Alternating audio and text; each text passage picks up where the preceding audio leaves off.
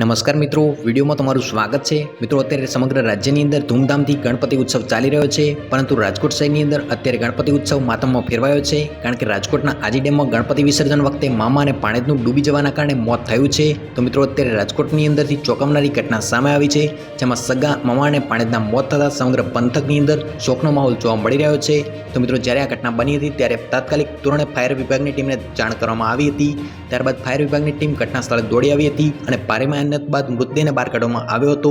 તો મિત્રો, એક જ પરિવારના 2 લોકોના મોત થતાં અત્યારે સમગ્ર પંથકની અંદર માતમ છવાયો છે।